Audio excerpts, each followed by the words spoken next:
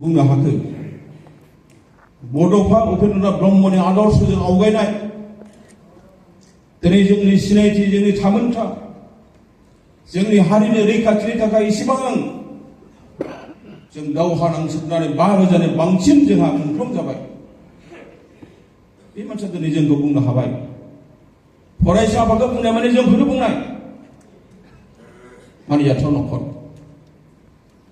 जों दिनै बेखौ स्ट्रंलि कन्डेम खालामनांगौ There should not be any kind of compromise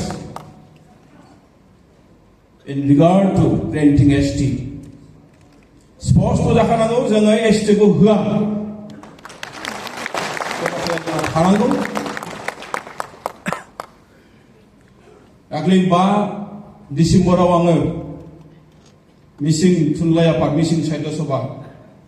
सनाल कसारि साहित्य सभा बिथांमोनखौ लोगो हमदों धेमाजियाव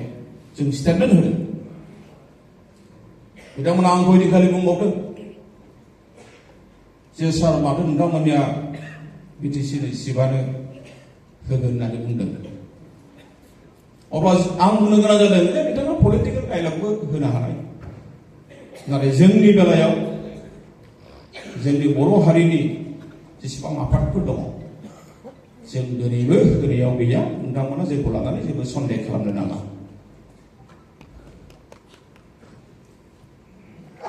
आं दहायनो बुंखादों बारा गोलाव बुङा टु दि पइन्ट से नम्बरा जाबाय जोङो ST खौ होआ जेरैखि जाया बेखौ जोङो होबथानांगौ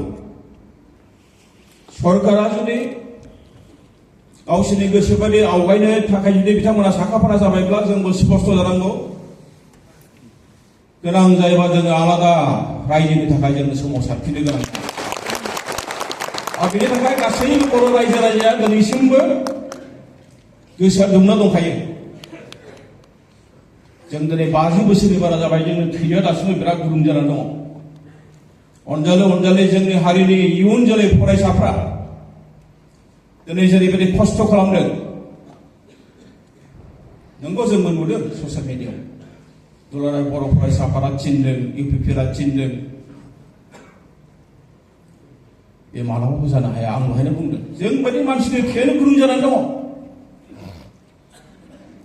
बे फरायसाफोरनि थैया जोंनिफ्राय बेसेबां गुदुं जागोन बेसेबां मोनसे गिलु बालु इसुनि थाखाय मानो गुदुं जाया बेखायनो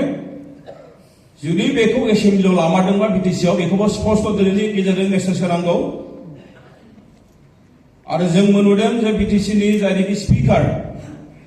बिथाङा केस होनायनि बाथ्रा बुंदों जाहाथे सासेबो फरायसाखौ एरेस्ट खालामनो मोना बेनि थाखायबो दिनैनि बे नाजानायखौ जोंनि इयुन जोलै दिनै बिथांमोना गावसोरनि भबिष्यतखौ लानानै सिन्था खालामदों